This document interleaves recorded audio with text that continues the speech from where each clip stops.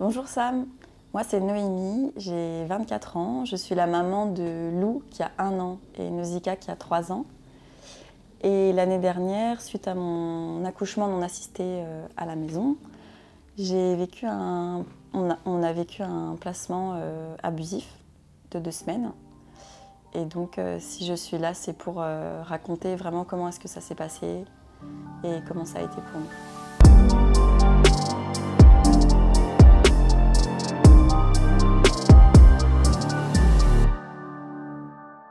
Bienvenue Noémie. Je suis très content de te recevoir parce que moi c'est une histoire qui m'avait comme beaucoup, qui m'avait beaucoup touché l'année dernière. Il y avait beaucoup de points d'interrogation, beaucoup d'incompréhension. Je pense que beaucoup de mamans et même enfin quiconque pouvait se mettre à ta place, à votre place. Tu as posté cette vidéo, c'était le 12 juin 2022, c'est bien ça? Ouais. Je peux me permettre de te montrer un petit extrait? Ouais. Et on en parle juste après. Nos filles, c'est le juge qui va décider quand est-ce qu'on pourra les voir et que donc il va le décider dans 3 semaines et que donc d'ici 3 semaines, pendant 3 semaines là, on ne va pas pouvoir voir nos filles. Que je ne vais pas pouvoir voir mon bébé et voir ma Nausicaa qui a pleuré le soir parce qu'elle voulait voir sa sœur et que sa sœur est dans une autre cellule et que donc elles ne sont pas ensemble.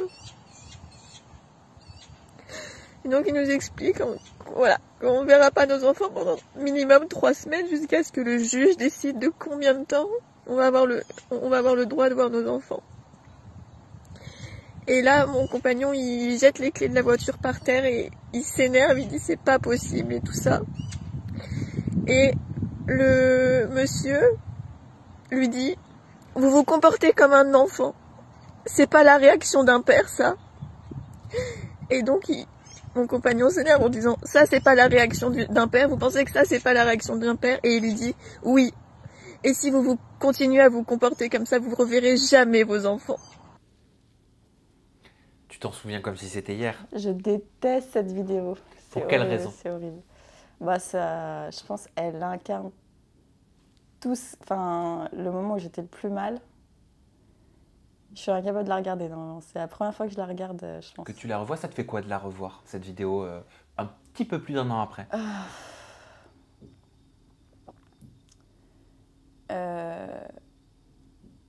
J'avais oublié que je disais ça et de revoir ça, ça me rappelle à quel point j'avais tellement aucune information sur ce qui se passait. Et là, je venais d'apprendre plus des informations qui n'étaient pas justes.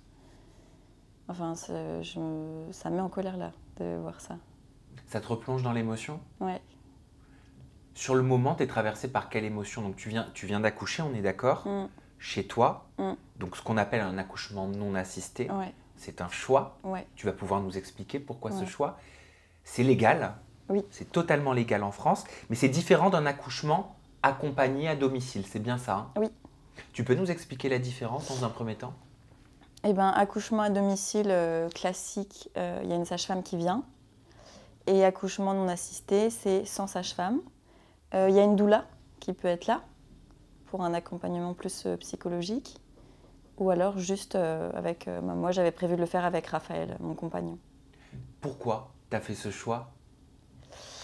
Pourquoi j'ai fait ce choix? Alors déjà, c'est très très difficile de trouver des sages-femmes qui acceptent l'accouchement à la maison aujourd'hui.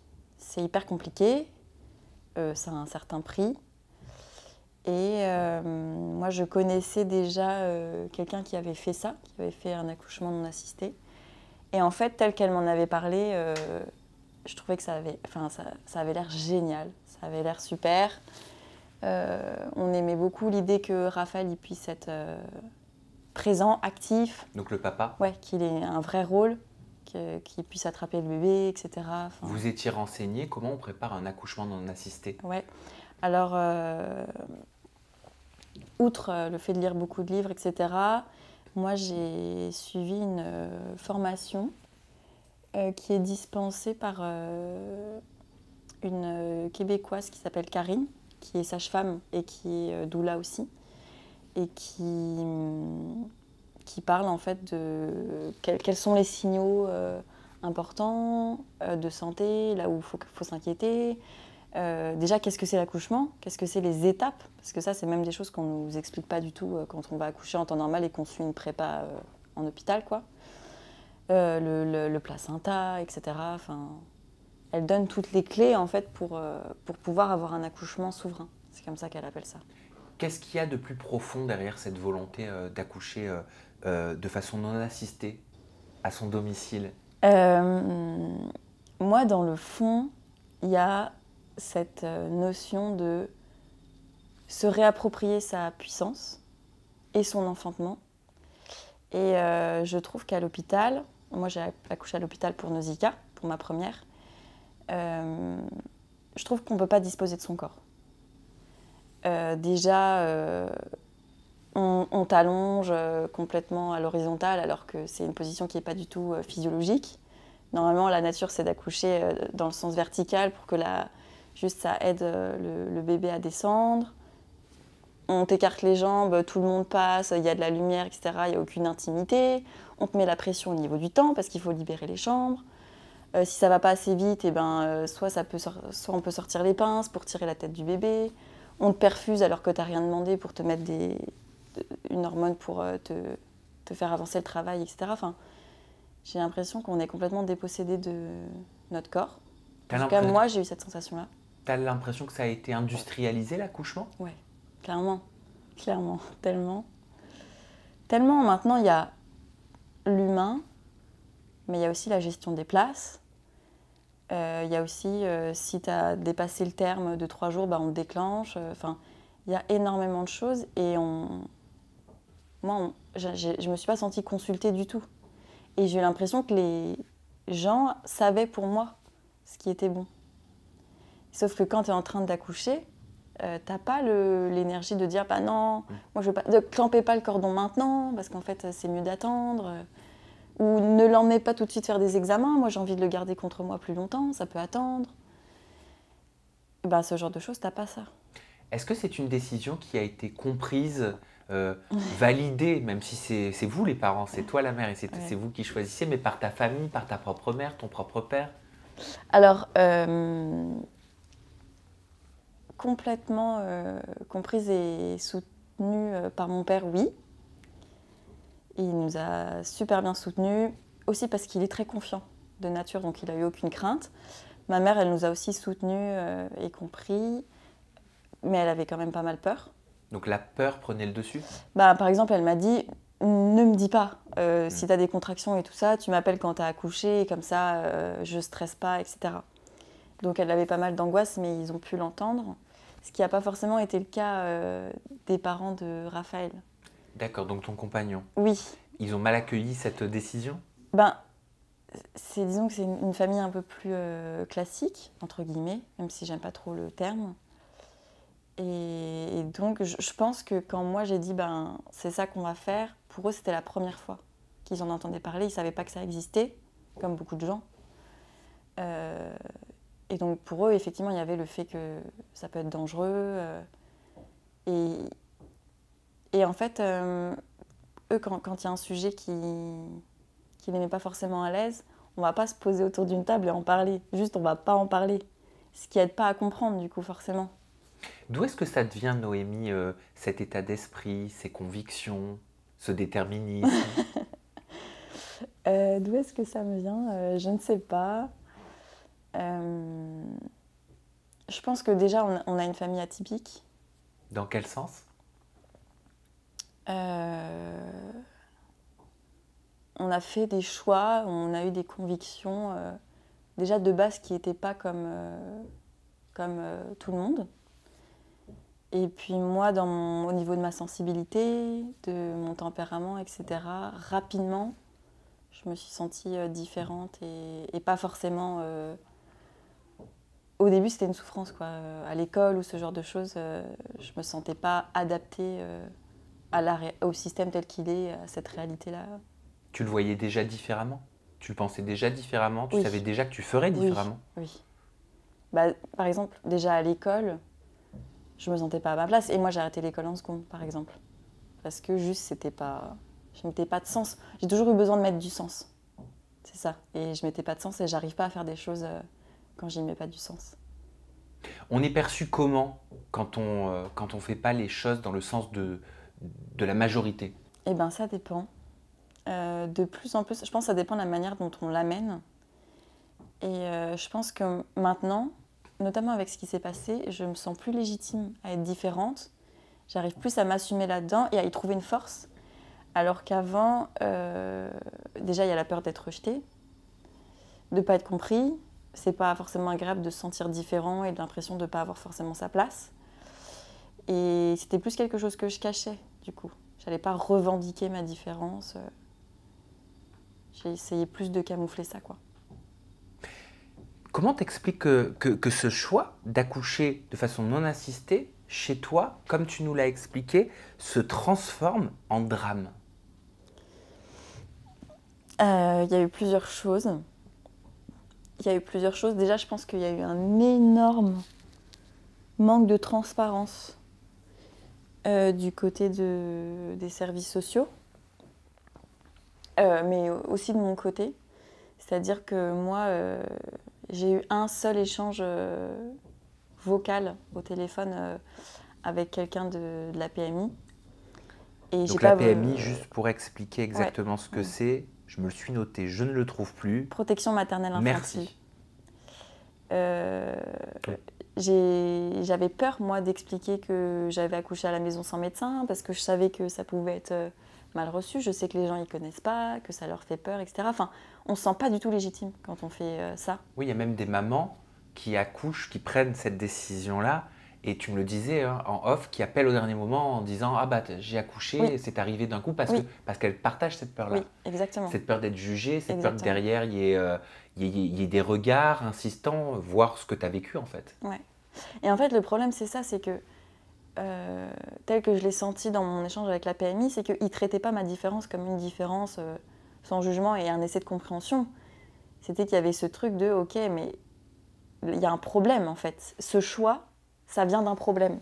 Et donc, il faut régler ce problème. Et ça, c'est vraiment problématique, quoi. Il y a un autre problème, hein, avant qu'on avance sur ton histoire. Tu l'as mis ce matin sur tes réseaux sociaux que tu utilises très peu. Tu as marqué, donc tu parlais de Sophie, donc Justice pour mes 4 enfants, qui elle est une maman qui se bat parce que ses enfants lui ont été enlevés et selon elle sont confiés à son père qui ferait des choses qui ne se font pas sur ses enfants. Et tu as écrit... Elle a le courage de parler. Nous, lors de notre audience pour récupérer les filles, il n'a été question que de ça. Pourquoi vous avez communiqué sur les réseaux sociaux? Vous n'avez pas à en parler. Et c'est ça qu'ils nous ont le plus reproché. Qui t'a reproché d'avoir parlé sur les réseaux sociaux? Alors, en premier, les premiers reproches qu'on a eus, même si c'était quand même des reproches, mais c'était pas non plus méchant, c'est de la part de notre avocate, que j'aime beaucoup, hein, soit dit en passant. Mais en gros, elle l'a amené en disant « ça va pas du tout, ce tapage médiatique, c'est pas du tout au service de vous allez récupérer vos enfants. Tout ce que vous faites là, ça va vous desservir et ce sera retenu contre vous à l'audience. » Et donc là, petit à petit, on commence à comprendre, parce que nous on débarque, on ne connaît pas du tout le milieu, on ne sait pas du tout comment ça se passe, que les services sociaux n'ont pas du tout l'habitude d'être remis en cause dans leurs décisions, ça n'existe pas. Et donc, malheureusement, nous, le fait que ça a été médiatisé fortement, etc., un peu à notre insu, eh ben, ça les a braqués directement. Que tu as fait cette vidéo très spontanée, en fait. Oui, et surtout, en fait, moi, j'avais aucun réseau. J'avais aucun réseau, et au début, j'avais juste posté un message privé sur le groupe privé de l'accouchement sur Facebook. Que je connais, voilà. Et en fait, c'est une personne qui était un peu suivie sur Instagram, qui m'a contactée, qui était sur ce groupe et qui m'a dit j'ai parlé de ton histoire. En fait, il se trouve qu'elle a fait un post Instagram où elle parlait de notre histoire en racontant ce qui s'était passé. Et ce post, il a fait 200 000 vues ou un truc comme ça. Et du coup, elle m'a dit bah voilà, moi, il y a plein de gens qui me contactent pour avoir de vos nouvelles, ils veulent vous aider, etc. Donc, si tu peux faire une petite vidéo qui explique où t'en es, etc., fais-le. Et puis moi, je la poste sur les réseaux. Et en fait, moi, je m'étais dit, oh là là, non, je suis pas à l'aise et tout, je me sens pas de faire ça, donc j'avais mis ça de côté.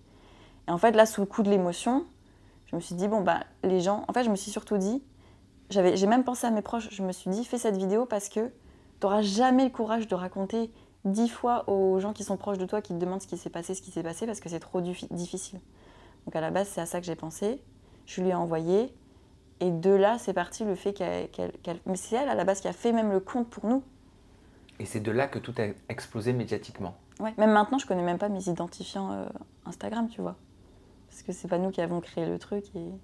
Alors, on va reprendre les choses au début. Déjà, comment se passe l'accouchement? Super bien. T'étais satisfaite? Ouais. Soulagée? Ouais, c'était un moment magique. Heureuse? Oui. Ça a duré combien de temps?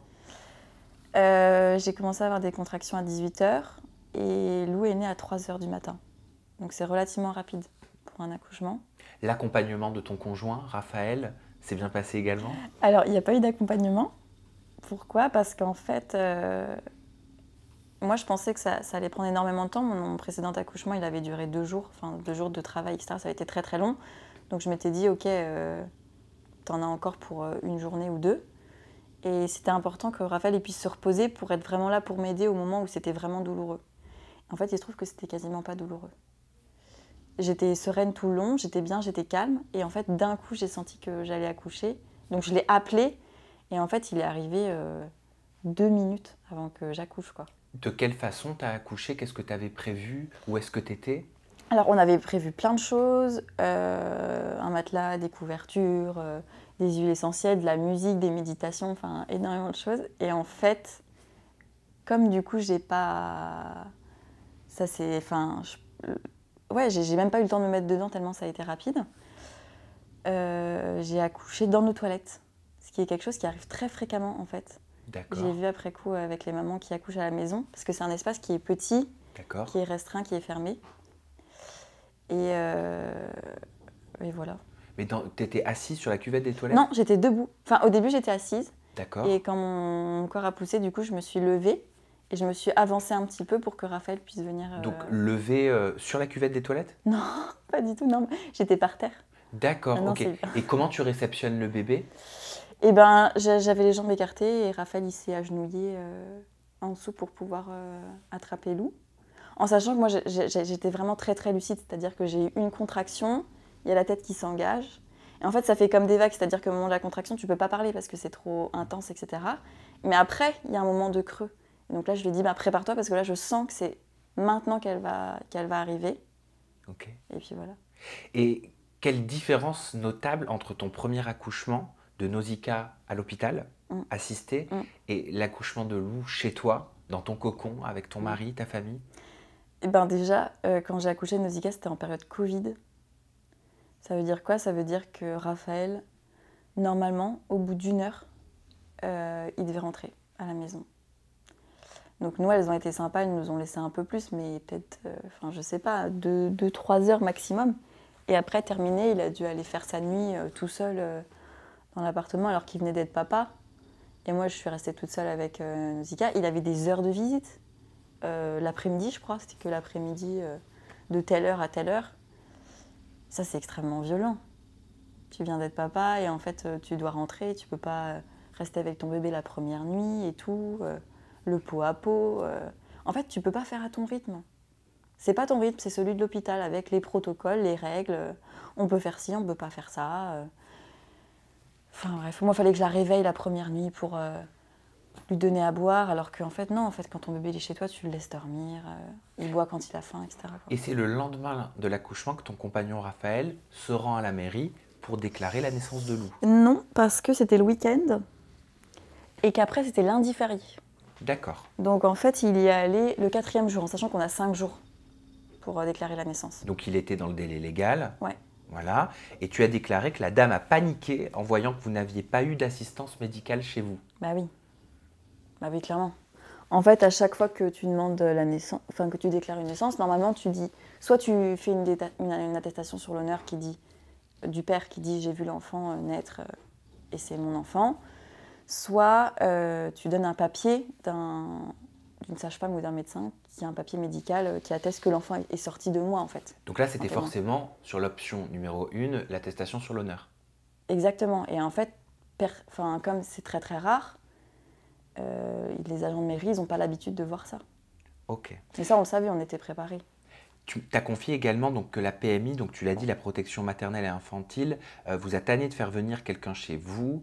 Vous demandez pourquoi il n'y avait personne à l'accouchement. Il était si insistant que nous sommes allés à la maternité pour faire examiner notre fille par un pédiatre pour qu'il nous fiche la paix. Le pédiatre a dit que tout allait bien. Il sort passer le coup de fil et nous dit, avant que nous partions, que le médecin de la protection maternelle et infantile va venir nous voir cet après-midi. Quelle a été ta réaction et celle de Raphaël à ce moment-là? En fait, ce qui s'est passé, c'est que plutôt donc de faire notre rendez-vous chez le médecin comme on l'avait prévu, on s'est dit, on va l'emmener à la maternité, comme ça va les rassurer. C'est notre médecin qui nous a dit ça. Il nous a dit, allez-y là-bas sur place, comme ça va les rassurer. Donc on s'est dit, go, on va faire ça. Donc on va à l'hôpital voir un pédiatre qu'on ne connaît pas. Et en apparence, ça se passe super bien. C'est-à-dire qu'il nous dit, moi il me dit, vous savez, je ne suis pas là pour vous juger, moi aussi je suis née à la maison, et tout ça. Juste, il me demande si je veux être auscultée. Je lui dis que j'ai pas envie. Il n'insiste pas. Il fait l'examen de Lou. Lou va très bien. Et donc, à la fin du rendez-vous, il nous dit, bon, par contre, il y a une médecin de la PMI qui va venir vous voir. C'est normal, c'est le protocole. Et donc, nous, à ce moment-là, moi, je me dis, super. Comme on a perçu qu'ils avaient des angoisses et qu'on n'arrive pas à les contacter, on va pouvoir s'expliquer. Et en face, ils vont venir chez nous. Ils vont voir que c'est... Voilà, que ça va et qu'ils vont voir les filles, ils vont voir que tout va bien. Donc en fait, on était hyper rassurés, on l'a attendu toute l'après-midi. Elle commence à quel moment la suspicion de maltraitance? Alors, elle a commencé à partir à la mairie, puisque la dame de la mairie a dit qu'elle allait faire un signalement à la PMI.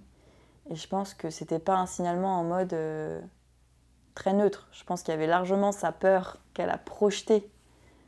Et puis aussi, on est des jeunes parents. Ça aide pas non plus. Enfin, je veux dire, si on avait tous les deux 30 ou 40 ans, je pense qu'on nous prendrait plus au sérieux aussi. Il y a un peu d'agisme là-dedans. Et c'est combien de temps après que tu vois les gendarmes débarquer chez toi? Alors, 3 voitures, c'est ça? Ouais, la mairie, c'était mardi. Et c'est le vendredi soir. Chose très bizarre, c'est que 30 minutes, 1 heure avant que les gendarmes débarquent, donc nous, on attend la dame toute l'après-midi, elle vient pas. On se dit, bon, tant pis, et en même temps, tant mieux. On a reçu un coup de fil d'une dame de la PMI qui nous dit « Bonjour, est-ce que je peux venir peser Lou lundi matin pour surveiller son poids, etc. » Et en fait, moi, j'avais prévu de partir le week-end parce que Raphaël allait reprendre le travail. Et j'allais aller chez mes parents pour qu'ils m'aident avec les filles, etc. pour pas que je sois toute seule avec les deux. Donc on lui dit « Non, on sera parti en Lorraine, parce que là, on était en Bretagne, ça fait loin. » Donc je ne serai pas là. Et elle nous dit, d'accord, mais par contre, vérifiez qu'elle soit bien pesée par un médecin, etc. Et on lui dit, ok. Et ça se termine là-dessus. Donc pour nous, tout était bien. Et en fait, ce qu'on a compris après coup, c'est que eux, cet appel téléphonique, ils l'ont interprété comme, c'est marqué dans l'ordonnance de placement, tentative de fuite dans l'Est. Mais c'est de la pure interprétation. Aujourd'hui, on en rigole, franchement, parce que ça n'a aucun sens. Enfin, c'est complètement fou. Tu réalises à ce moment-là qu'il commence à y avoir un problème? Non, pour moi, à ce moment-là, justement, j'ai eu une semaine d'enfer. On a essayé de les contacter, on n'a pas réussi. J'ai eu peur, j'ai eu du stress. Et là, on sort de l'hôpital, tout va bien, Louis est en bonne santé, on nous dit que quelqu'un va venir et tout ça. Pour moi, c'était clos. En plus, après, j'allais partir voir ma mère. Enfin, c'était terminé. Tout était dessiné, quoi. Une mauvaise passe qui est finie. Ok. Donc c'est le vendredi que tu commences à réaliser qu'on veut vous faire des problèmes. Du coup, justement, j'étais au téléphone avec mes parents, en train de leur dire, voilà ce qui s'est passé, ça va mieux, on a vu le pédiatre ce matin, il était super sympa, et on a eu, enfin bref, je lui explique et je leur dis, voilà, c'est chouette, c'est fini, quoi. Et pendant que je leur dis ça, on a une grande baie vitrée, et là, je vois, on habite dans un hameau, il n'y a que 2 maisons. Et là, je vois le défilé des voitures de gendarmes arriver. Et tu vois, j'ai de l'émotion quand j'y repense parce que je pense ce moment-là, Ce moment-là, ça m'a vraiment... T'as compris qu'il y avait Ah un ouais. problème là? Je pense que j'ai eu le plus gros choc de ma vie, je pense. Et qu'est-ce qu'ils te disent les gendarmes? Ils te disent tout de suite, on va récupérer vos filles, on va vous prendre vos filles? Ouais, il est arrivé, ils sont rentrés là en troupe, enfin vraiment, il Mais est arrivé... ils ont même pas frappé, je crois. Non, non, non, il est C'est-à-dire qu'ils arrivé, sont rentrés par effraction. ils sont rentrés, c'était ouvert, ils ont ouvert la porte, ils sont passés, et ils ont dit bonjour, on vient quelque chose, enfin j'étais en choc donc je sais pas si c'est exactement ça, mais bonjour, on vient chercher vos filles, vous êtes suspectés de maltraitance. Là, tu réalises ou alors tu comprends pas ce qui va se passer? Je pense que je suis vraiment choquée, je suis extrêmement choquée. En fait, j'arrête pas de me dire non, tout mais pas ça, tout mais pas ça, parce que j'ai déjà entendu des histoires de placement abusif sur des gens qui ont des choix alternatifs, notamment de vie dans des yurts, dans des caravanes, des choses comme ça. Et ouais, je me disais, mais pitié, c'était ma pire crainte en fait, c'était la pire chose qui pouvait m'arriver sur Terre, c'était ce dont j'avais le plus peur. Comment tu réagis? Comment on réagit en tant que jeune maman quand on est face à cette situation que normalement personne ne connaît? Ouais. Enfin, très peu de personnes Ouais. connaissent. Est-ce que tu as l'instinct de te dire, mais jamais, non, jamais, Ouais. je vous laisserai pas, je me mettrai Ouais. devant, vous Ouais. me passerez sur le corps, vous prendrez pas mes enfants? Exactement. Il y a vraiment eu 2 temps. Il y a eu le premier temps où moi je tenais Lou dans mes bras et j'ai dit, dans ma tête je me suis dit ok, à un moment si on les tient ils vont pas nous les arracher. Donc en fait moi on m'emmène avec elle, on me place, tout ce qu'on veut, mais je la lâche pas. Et donc là avec Raphaël on commence à dire non, vous allez pas nous les prendre, pas du tout, on va discuter, on va se poser. On croyait, on était dans le déni à ce moment-là, on s'est dit on va pouvoir faire redescendre ce truc de on comprend pas ce qui se passe. Et là, ce qui s'est passé, c'est qu'en fait, Nausicaa, elle était de l'autre côté. Il y avait une table basse, il y avait les gendarmes ici, C'est la plus Raphaël et grande, moi là. Nausicaa. Ouais. Et donc j'ai dit à Raphaël, prends Nausicaa. Et là, il y a un gendarme qui s'est interposé et qui a dit non, non, vous n'allez pas la prendre. Et ils nous ont dit, bon écoutez, en fait, là, soit vous nous les donnez, ça se passe bien, et vous coopérez, soit vous coopérez pas, on vous les prend et elles seront traumatisées. Et moi, j'ai eu besoin d'entendre ça pour comprendre, pour me dire, ok, donc en fait, non, vraiment, là, si on ne leur donne pas, ils nous les arrachent des bras. Et ça se fait dans le cri, les larmes. C'est terrible. Donc on n'a pas le choix. Là, j'ai compris qu'on n'avait pas le choix.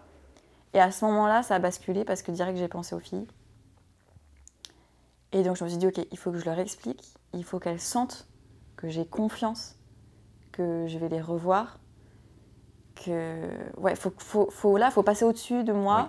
Et il faut penser aux filles. Qu'est-ce qui est bien pour elles? Qu'est-ce qui va le moins possible les traumatiser de cet instant-là qui est en train de se passer, qui est un instant de Elles séparation. réagissaient comment, les petites, à ce moment-là? Bah, Lou était avec moi et Nausicaa, elle réagissait pas. À un moment, elle a envie d'aller aux toilettes.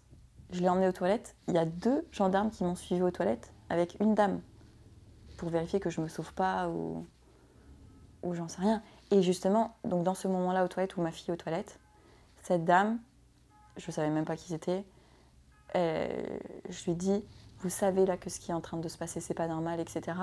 Et elle m'a dit, je sais plus ce qu'elle m'a dit, mais en gros, c'était un truc du genre, on fait notre travail, nous, on n'a pas à discuter de ça, vous verrez avec le juge. Oui, donc ils appliquent simplement, Exactement. sans chercher à comprendre, on leur demande pas d'être humain, en fait. Bah là, ils ont eu un papier, ils appliquent le papier et c'est terminé.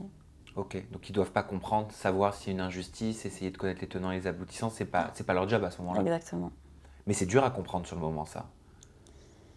Bah, j'avais plus de compréhension pour les policiers, enfin pour les gendarmes, notamment parce que je sentais que...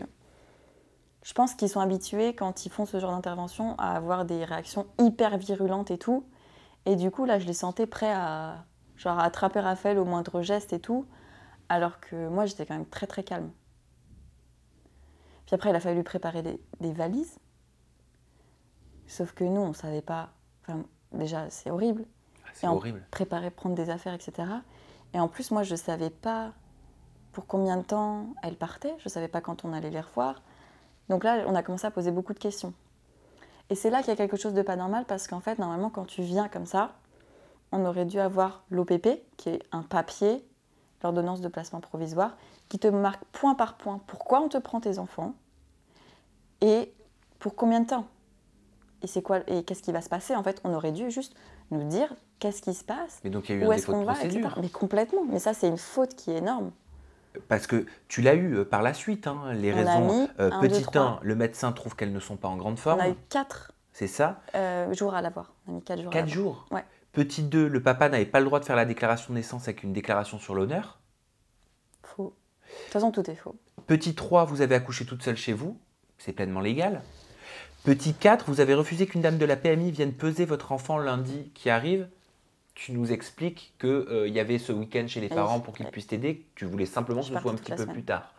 Ouais. C'est Mais ça. j'étais pas là, en fait, tout simplement, j'étais pas là. Et c'est que J'étais ça avait pas disponible. été notifié comme tentative de fuite. Voilà, exactement. Tentative de fuite dans l'Est. Donc non, mais c'est important quand même de le dire, on le redit, on l'a dit en introduction, c'est pleinement légal d'accoucher seul chez soi, sans assistance. Ce qui est obligatoire, c'est de faire contrôler l'enfant par un pédiatre dans les 8 jours. Ouais. Ce que vous avez fait. Ouais. On est d'accord. Ouais. Donc tu fais les valises, t'es dans quel état? Je suis choquée, il y a une gendarme avec moi, et là je dis, j'arriverai pas, j'arrive pas. En fait, je lui dis, là, mon cerveau ne fonctionne pas, je n'arrive pas à faire ça. Et elle me dit, bah, vous inquiétez pas, il y a des affaires là-bas. Je ne savais même pas où elles allaient. Hein. Moi, je ne savais même pas où elles allaient. Il y a des affaires là-bas, donc vous pourrez leur apporter des affaires plus tard. Et c'est là que je dis, ah ok, donc on va pouvoir les revoir, etc. Et donc là, cette fameuse dame qui était en fait... il y a une dame qui était là, qui était en fait la responsable de notre dossier de l'ASE, qui aurait dû être celle qui nous donne les papiers, qui aurait dû être celle qui nous explique tout, qui n'a rien fait. Et je lui dis... Je m'accroche à ça, je lui dis, quand est-ce qu'on va pouvoir les revoir? Et elle me dit, vous les reverrez, vous pourrez les voir à partir de lundi, tous les jours, 1 heure par jour. Ce qui était faux. Sur le coup, j'ai appris qu'elle m'avait complètement menti. Mais donc moi, ok, je m'accroche à ça. Ce que j'avais peur, c'est que ça y est, c'est terminé, on les voit plus et puis on n'a plus de prise. Là, j'avais l'impression qu'on avait encore une prise. On était vendredi soir. Je lui dis, ok, moi, Lou, elle a 1 semaine, j'allaite. Est-ce que je peux apporter mon lait à la pouponnière? Elle me dit non, vous ne pourrez pas l'apporter ce week-end. Par contre, à partir de lundi, vous pourrez commencer à l'apporter. Sur le moment, je ne sais pas. Mais maintenant, je sais. Ça n'a aucun sens. Il n'y a aucun droit. J'aurais pu même tirer mon lait de suite. Ils auraient pu attendre que je tire mon lait et ils auraient pu partir avec mon lait. Rien n'a été respecté. Complètement arbitraire. On dit, bah, quand est-ce qu'on pourra appeler pour avoir des nouvelles? Pas ce week-end. Par contre, lundi, à partir de lundi, vous pourrez commencer à appeler. Ben non, en fait, ça n'existe pas, ça. Mais en fait, c'est des process, mais il n'y a aucune humanité là-dedans. Il n'y a aucune adaptation, en fait, en fonction du profil des personnes et en fonction de l'environnement, de ce qui s'est passé. C'est juste des process, j'ai l'impression, pardon, ça me révolte un petit peu, c'est juste des process qui sont appliqués bêtement. Il n'y a pas de réflexion derrière. C'est ça. Bah, moi, je n'ai pas senti d'empathie, de compassion, de compréhension. J'étais cette dame-là, ça, c'est certain. Et encore aujourd'hui, pour moi, cette dame, c'est un mystère. Je ne sais pas où est son cœur. On en parlera parce qu'on va avancer dans l'histoire, mais juste Ouais. parce que je suis trop curieux. Par la suite, tu as eu des excuses quand même? Pas d'excuses. À un moment, on a réussi à obtenir une forme de reconnaissance du juge, mais ça a pris 1 an. Ça a pris 1 an. Et ces personnes-là, pas du tout. bon, qui ont essayé de faire leur métier et d'appliquer les procédures, pas forcément de la meilleure des façons, et en tout cas dans les règles de l'art, est-ce qu'elles se sont manifestées par la suite? Une fois que, Non. ça y est, on savait qu'il n'y avait pas de problème, il n'y avait pas de maltraitance et que c'était totalement injuste. Bah, en fait, nous, on les a vus à l'audience. Et en fait, ça les a braqués, la médiatisation. Ça les a énormément braqués parce qu'elles se sont senties pointées du doigt. Mais c'est le cas. Oui, et ben il n'y a pas eu du tout de remise en question. Mais tu veux faire quoi? Tu veux faire quoi quand tu te sens impuissante, quand des process ne sont même pas bien appliqués? Quel recours tu as? On est en train de parler d'enfants, on est en train de parler d'un nouveau-né qui a 1 semaine, et de ta petite nausicale avec quel âge? 2 ans. Même pas, elle avait 1 an et plusieurs mois. Là, on vient pas t'enlever une montre, on vient pas t'enlever une télé, on vient pas t'enlever une voiture, on t'enlève tes enfants. Ouais. Il n'y avait pas d'humanité, c'est clair. C'est clair, à ce moment-là, c'est clair qu'on a plongé dans un truc très inhumain. Comment tu vis les premiers jours avec ton compagnon Raphaël? Sans tes enfants, sans vos enfants? Et ben... Alors déjà, la maison est vide. Donc ça, la chambre des filles, la table à langer, ça c'est très difficile.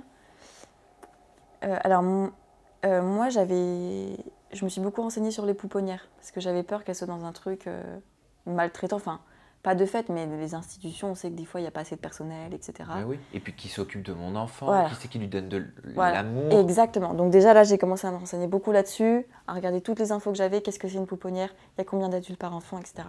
Je me suis sentie un minimum rassurée par ça. Et ensuite, c'est passé par appeler mes parents, appeler mes proches qui comptaient, à qui j'avais besoin d'en parler parce que je savais que ça allait être un soutien. Et à partir de ce moment-là, eux, ils nous ont dit, ok, on vient, on vous laisse pas tout seul, on va tenir, on va faire front, on va communiquer. Donc à partir de là, il y a eu un gros soutien qui s'est installé. Et pour le temps du week-end, parce que nous on s'est dit, ok, tout recommence lundi, on va pouvoir les voir, mais on pensait. Mais on savait que le week-end, il allait falloir passer le temps. On est parti. On est sorti de la maison, on n'est pas resté. C'était trop difficile.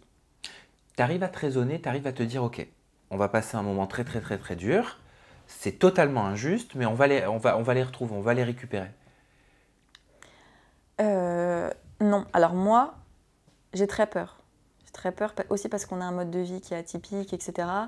Et donc là, je me dis, ok, j'espère que notre différence, ça ne va pas nous porter préjudice. C'est quoi ce mode de vie que tu appelles atypique? Ben, par exemple, on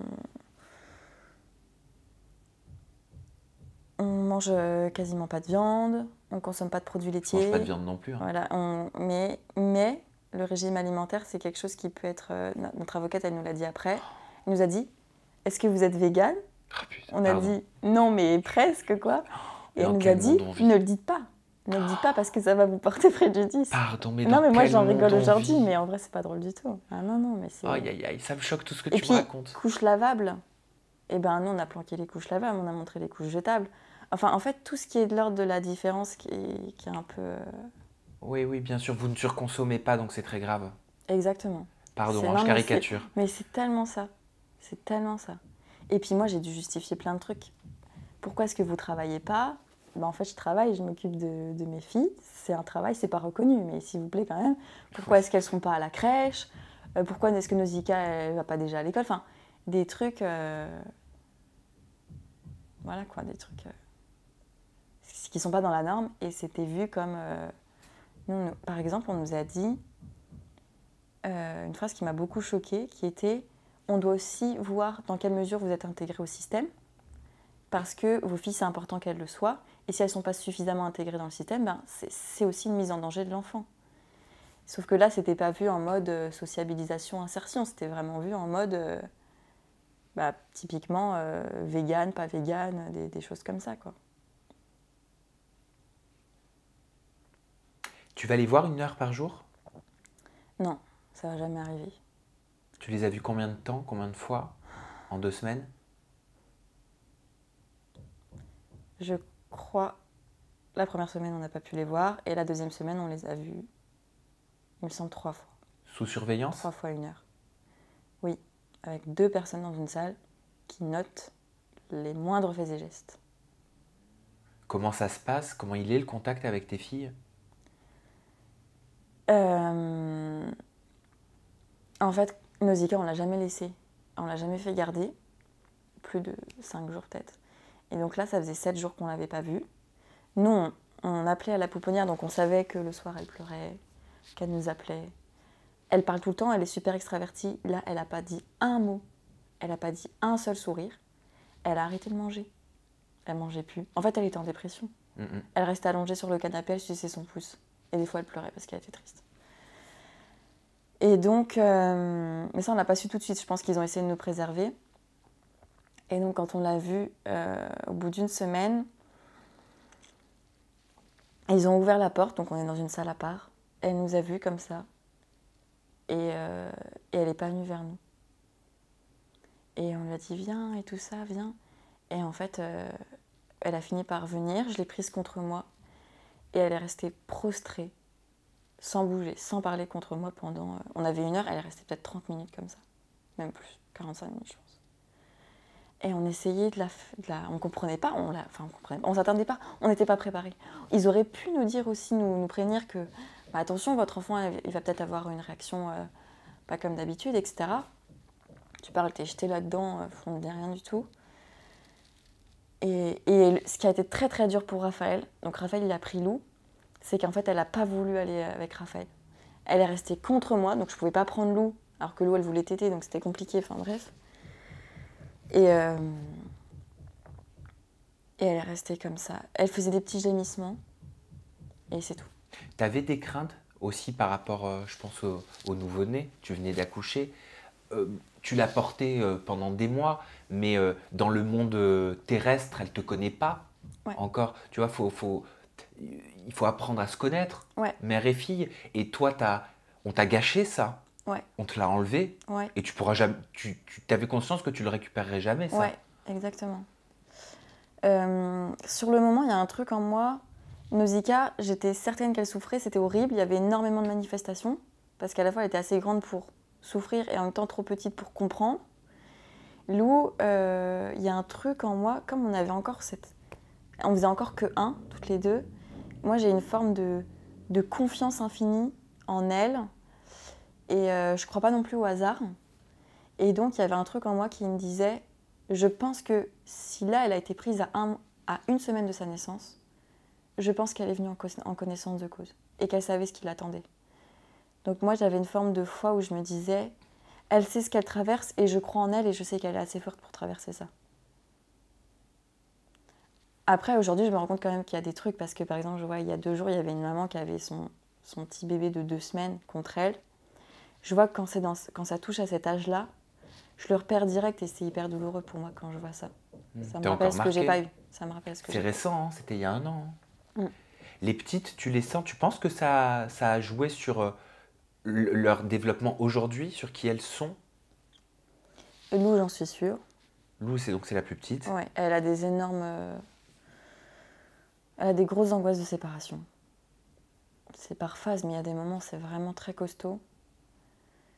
Depuis toujours, donc ça, il faut éponger, il faut accueillir, il faut encaisser tout ça.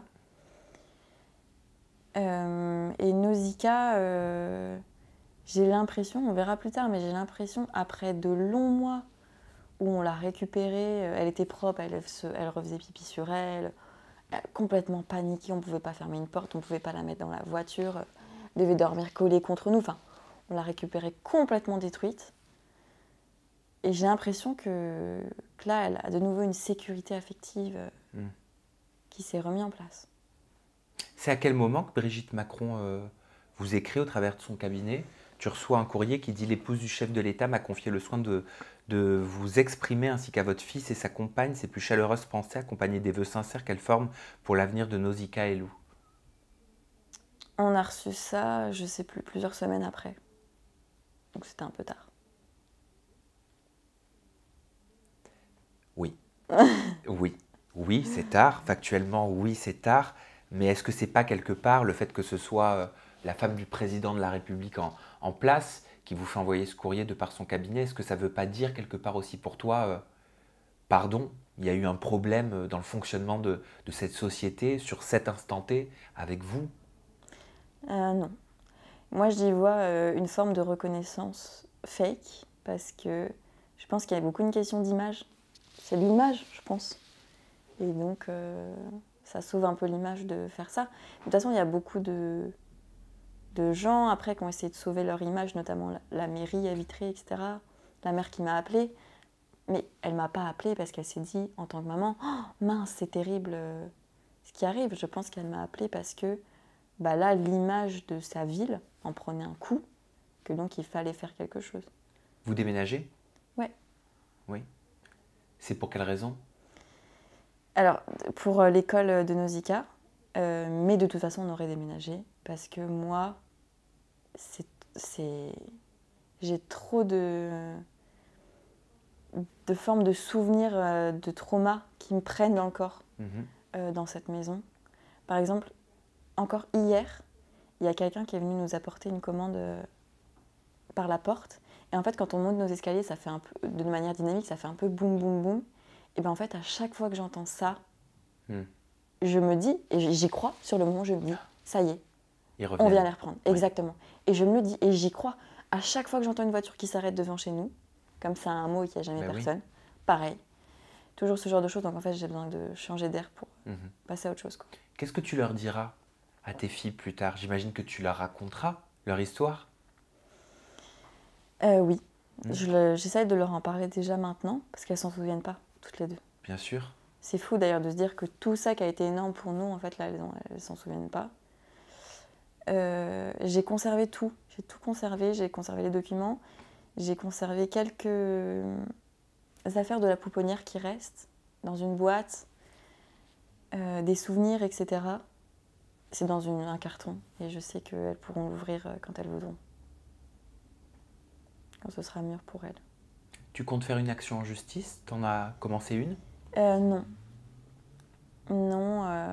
Alors déjà, avec Raphaël, on ne croit pas en la justice humaine. Parce que, déjà, on l'a vu.